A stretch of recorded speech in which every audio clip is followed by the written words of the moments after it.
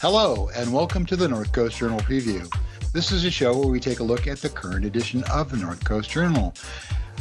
My name is Matt Knight, and I will be your Dave one more week. And as usual, we are joined by North Coast Journal's news editor, Thad Greenson, and the arts and features editor, Jennifer Fumiko Cahill. Welcome, guys. Hey. What's going, Matt? Do you want us to call you Dave? Would that feel better? Let me think about shaving my head. All right. There's a filter for that. There is. I think this is kind of doing it right now. So maybe that will work. But anyway, Dave has been delayed in his return, and he will be back, all things being equal, next week. So, but on to this week. Why don't we just crack on and take a look at what's on the cover of the North Coast Journal this week. Yeah, this week we have a cover story from Cal Matters, the nonpartisan, nonprofit newsroom down in Sacramento dedicated to covering California politics and policy. And this week they came up with a story that our very own Cal Poly Humboldt is kind of smack dab in the middle of. So apparently a big controversy has erupted between the California State University system, the California Community College system, and to a lesser degree, the university system. But there is a dispute over whether a small community college, Feather River. Feather River, thank you, in Plumas County, Feather River Community College, should be allowed to start up a bachelor's fire management program, bachelor's degree program. And they're not alone, are they? There are other community colleges that are considering this program as well. Is that correct? Not necessarily this program, but there are 17 bachelor's degree programs being started by community colleges this year as a part of a program to get more bachelor's degree programs more widely available. And the rub comes is that those degree programs are not supposed to compete or conflict with any degree programs offered by any of the state universities. So Cal Poly Humboldt doesn't actually yet have a fire management program, but is starting one in the fall. And so the CSU system kind of objected to the community college system starting this program. And there's been, I guess, some back and forth between them. And now the state legislature has weighed in with a sternly worded letter. So we will see where that goes. Some of the issue is, even if they do start this program, and apparently they will, is the distance involved for the students at Feather River. It's something like 270 miles, not really a practical commute for most people. No, and so that was part of the back and forth. The CSU system was saying, well, why don't you do some kind of core courses working towards this bachelor's degree, and then the students could transfer to Cal Poly Humboldt to finish out. And they're saying it's not really, practical, both because of that distance. Then also, the Feather River officials in Plumas County were saying we have been, in an area of the state that's been decimated by wildfires in recent years. And so we don't want to train professionals to go off in other areas. We want to train people that live here and want to stay here and then want to work here. And to me, that was a kind of a very interesting piece of the story, or a piece of the controversy is, you have a California State University system that has seen declining enrollment and is trying to protect its programs and protect its enrollment numbers to essentially protect its universities and their funding. And at the same time, you have less interest of Californians of going to four-year universities and getting bachelor's degrees. And you have a greater, really acute need for kind of specialized training in certain sectors. And I think the most notable ones that are mentioned in the story are nursing and, wildland resources and fire management. to issues that are impacting many, many citizens in the state. And so from a statewide perspective, it seems like there would absolutely be a benefit toward increasing enrollment in these programs and increasing the number of programs, and thus the number of nurses coming into the workforce, and also the number of well-trained firefighters. Great. Well, I'm glad that the Journal has this story in. It's a fascinating read, and I hope everybody takes a look at it. And any final thoughts on this before we move on to the next one? No, just I hope there's a resolution that really works for the best interest of the entire state, and not just a fiefdom here or there. Okay. Well, we also, another big story in the past week or so has been the police shooting that occurred, and the fallout from that.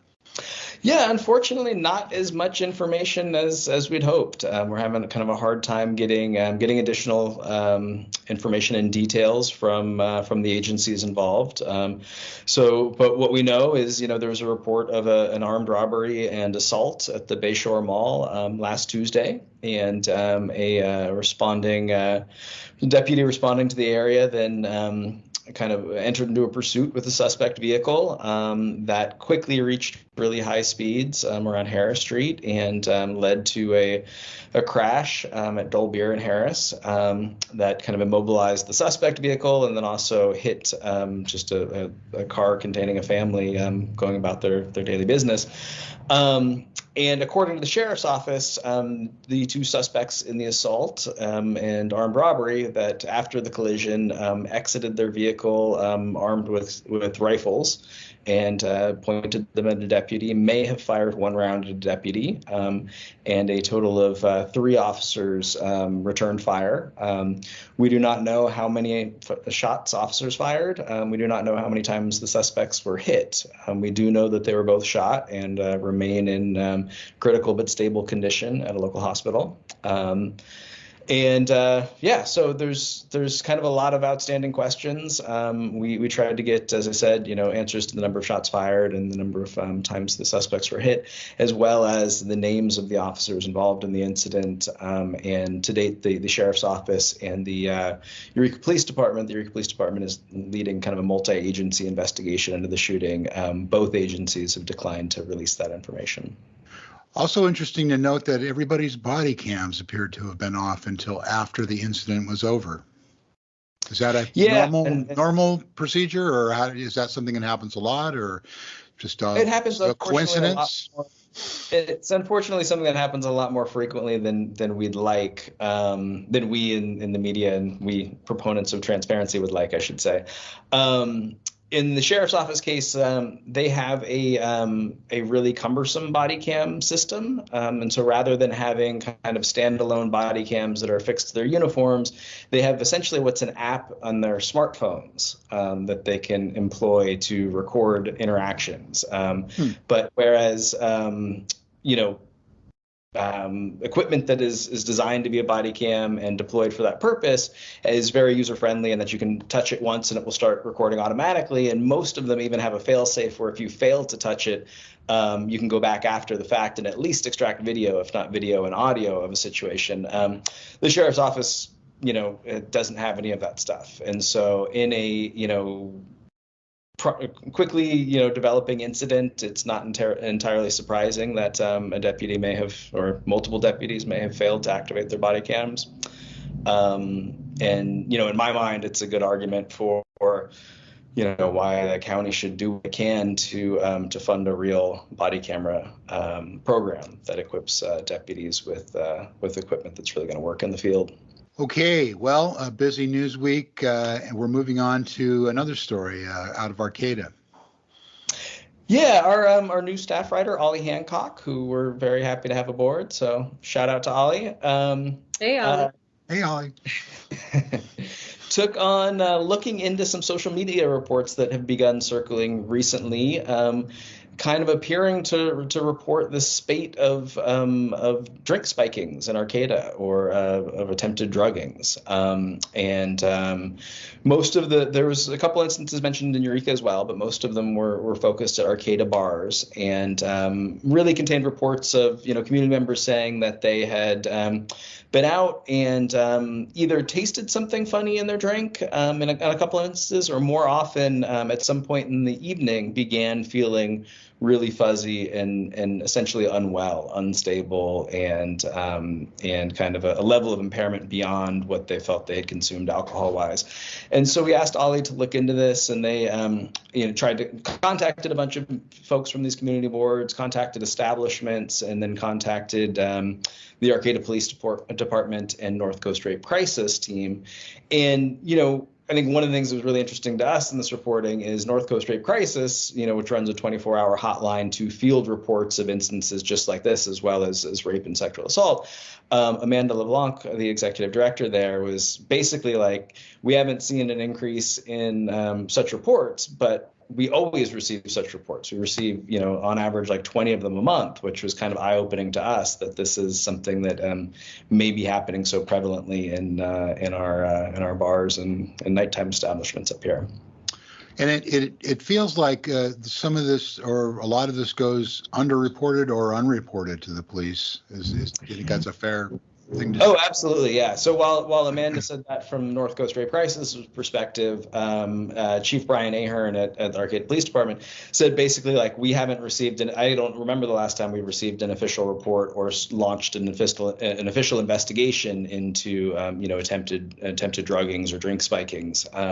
He said that they track the social media posts, so they're kind of aware of the sentiment in the community, but really seems like these reports are not making it to law enforcement. And Amanda had, a number of kind of reasons for thinking that. Some people just aren't comfortable making reports to police. There's also a sentiment that because a lot of, at least according to the social media reports, these attempted druggings ended in some degree of safety, with these folks being escorted home by friends and stuff, that people didn't feel the impetus to then report it officially, or because they didn't know who had actually spiked their drink, didn't feel like they had a perpetrator to point to, didn't feel like they should come forward and report it. And so Amanda was really, forward saying that, whether to report or not and what manner to report is up to the individual, of course. But she said, there's there's varying levels that these instances can be reported, whether it's, directly to police or by calling the North Coast Rape Crisis Hotline just to access services, counseling services, support services, or whether to make a quote unquote official report to North Coast Rape Crisis about exactly what transpired. And I also noticed that some of the venues mentioned are giving testing options, or is that something that you think is prevalent, or? Well, yeah. So I know Ollie spoke to the owner of or one of the owners of Arcata Theater Lounge, who said that they are looking into getting test strips. So if anybody is uncomfortable or has a question about their beverage, they can use those to test. And I think it was Richard's Goat Tavern also has test strips that are available upon request. I would say that Amanda was from North Coast Rape Crisis was very clear that, like, those aren't fail-safe, that they test for very specific date rape drugs. I think there's 3 of them, but the reports that they've been receiving of drink spiking run the gamut of different substances that are being put into people's drinks. And so, she was really saying, like, the best practice, Chief Ahern too, is, make sure if you can that you're not out drinking alone, that you have friends, other people out looking out for you, and that you can go to if you start experiencing some kind of symptoms.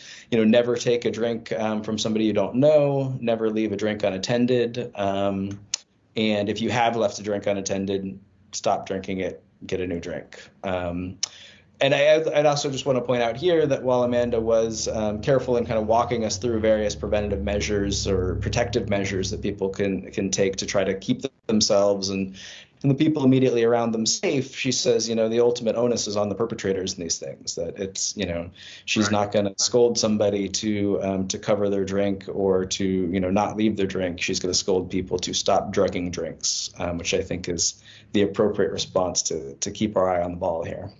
Absolutely. And good advice there as well. All right. Well, thank you very much for all of that. And I think maybe it's time to move on to Jennifer and the Arts and Features beat. Jen, what do you got for us?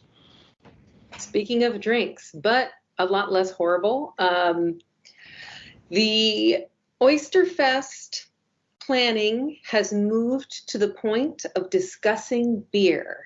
Are you ready? Ooh, yes. I know. For the past few years, let's see, since I came on board to the Journal, there's been a lot of Oyster Fest controversy. Every year there's a thing. And then there's the lead up to the Oyster Fest, and then there's the after the Oyster Fest kind of discussion groups that happen where everybody talks about what was good, bad, and different, etc. And we are gearing up for the same. But this year we are back to, last year was the first year we were back in person, right? We had a couple of virtual Oyster Fests, which I just want to say, shout out to the Oyster Fest people for really trying to make a virtual event, like a safe event, that I watched them and, enjoyed them and like learned a lot about oysters and all kinds of stuff, including like indigenous foodways. And I don't know, it was very cool. Way better than SpongeBob. I don't want to make the SpongeBob crowd angry, I don't need Krabby Patties thrown through my window.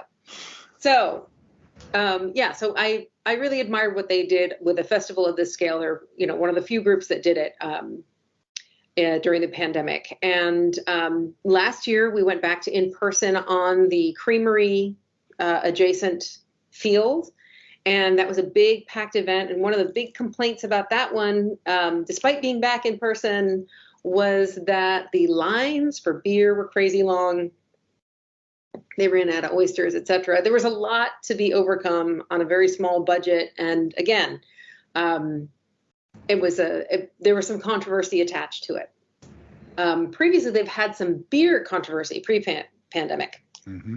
So there was the year where the Oyster Fest organizers from Arcata Main Street wanted the beer cheaper than was practical for breweries. There was the year where they had all the beer on the plaza provided by Seaquake from Crescent City, so not in Humboldt County. There have been all kinds of drama. So when they announced what beer they were going with or how they were doing beer this year, of course, we pay attention. And this year they have decided on Shuck It. Shuck It is a white label beer that is coming out of Mad River Brewery Mad River Brewing Company. And how it's going is they say white label, this means that it's like a partnership thing. Like you go to like a schmancy hotel and they have their own label of wine. Right. That's done with a partnership with a winery. And that winery might be selling that wine elsewhere with a different label, etc. So they're going to do the same thing with Shuck It, which will debut at the festival. It will be soft launching in taps around the county the week or two before, possibly, so keep your eye out. But Mad River Brewing Company did an interesting thing to talk about the beer itself. The beer itself is a step in the direction of what they're calling an indigenous ale style. So do you remember when beer was just beer? Now there's styles. You have to know them all. Indigenous ale is cool because not only is the Mad River Brewing Company owned by the Yurok tribe and therefore an indigenous company, and since that ownership took place, you can see like their branding, their labels, their designs, everything, and of course their behind the scenes management is all indigenous. And then now they are taking it a step further by using some indigenous ingredients. So they are getting corn from another tribe in sort of it's called the Iowa tribe in Kansas and Nebraska. And they have an indigenous species of corn that they're using in the brew. And apparently it makes this light, what they call sessionable beer. This means you won't get hammock or schlemmer from the first beer. Right. I think they call them all-day ales or something like that, where you can. Lawnmower beers, etc. Yes. There you go. Yeah. So something you can kind of drink all day, which hopefully will cut down on what I like to call the plaza burn, when you are too drunk to reapply your sunblock or go inside and you get the plaza burn. Right. And you'll still be able to safely pronounce the name of the beer. That's true. The slurring really lends itself to the shh in the beginning. But so this, it's kind of a cool project that they're doing. So the only beer that's going to be on the plaza for Oyster Fest is going to be the Shuck It, which they also assure me, both the Jessica Karenko of Mad River Brewing Company and Gil Miracle, the event coordinator for Arcata Main Street, have assured me that the beer goes with oysters. It is light and refreshing and goes with oysters. So they're just going to have those taps. They're going to have, like, I want to say, was it 4 or 5 taps? And they'll have, a couple of brews, but all by Mad River Brewing Company. And Miracle's hope is that it will make things a little easier. It made it easier on Arcata Main Street, and, as he put it, streamlined the process of negotiating and making the deals for the beer, and also that it'll hopefully move lines faster because you'll be dealing with one beer company, not switching out taps and things like that. We'll see how it turns out. And you'll be able to get one of those hats, that have the two beers Oh, on it. beer hat. Yeah. You know what, though? The beer hat will cost you. I mean, But you won't have to decide what goes in the left one and what goes in the right one. I didn't know that was an option. Is what I hear you saying. So, one of the things that they did in forming this partnership with Mad River Brewing Company is they kind of are helping. Mad River Brewing is helping with the PR, with the launch, with getting the word out. And so one big press release kind of went out to everybody announcing that this was the deal. But that means that they also did not speak to breweries individually. And I think there was some awkwardness around that. And I spoke to a couple of people who were like, yeah, this is kind of weird. And Andy Ardell of Humboldt Brews, now Humboldt Brews has the Humboldt Brewing Company, and they are making their own beers like the Red Nectar that everybody loves. And his feeling was like, that, Gil Miracle points out that, it's a woman-owned indigenous or woman-run tribal-owned indigenous beer, who could be mad or whatever. But at the same time, Andy Ardell pointed out that for a lot of, especially small breweries, small local businesses, the visiting tourists who come to the Arcata Bay Oyster Festival, this is a chance to really put your wares in front of a new audience. And only having Mad River Brewing Company's beer kind of limits that. And as he was putting, people who are beer people, and beer people love a festival, they might come for the weekend and not, hit every brewery. But one of the things that's nice about a festival is that you can go and try lots of things. Right. So what you're saying is there's still a little bit of drama sort of percolating in there. Yeah, I'm not going to say drama, but I'm going to say that, nothing's ever going to go 100% smooth. Right. Not even a crisp, sessionable ale. I can kind of see that point, though, because, for a lot of people, for the bands, for the beer people, for the food people, the Oyster Festival is not necessarily a big moneymaker, right? Right. It takes a lot of money to get a spot on the plaza. If you're a food vendor, it takes a lot of money to enter the oyster contest. It takes a lot of money to get a spot on the plaza for your beer too. But I think they call that a loss leader. Yes. And it introduces new people to your product. And, it's a great way to say oh, yes, I had this when I went to the Oyster Fest. It's good. We should order it. Yeah. And you get new customers that way. So I can see, both points. Point taken. Yeah. Yeah. Absolutely. So we'll see what happens, and we'll see how, if this shortens lines, if this makes the festival go smoother, we'll be looking out for all that. Great. Well, thanks for the reporting on that. And we got about 60 seconds to tell us about spotted owls. Spotted owls, I have learned a couple of things about them. Number one. Dish on the spotted owls. Yes.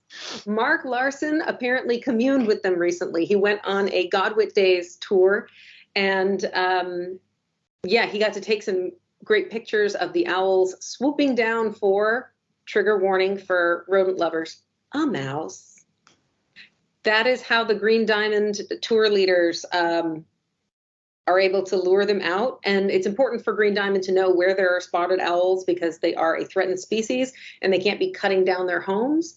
So they go, they investigate, they see if they can get an owl to come out. And, that's kind of how they learn where they are. But it does involve luring a mouse or depositing a mouse on the end of a branch and waiting for an owl to swoop down and grab it with its talons. Circle of life. Not for everyone. Avert eyes.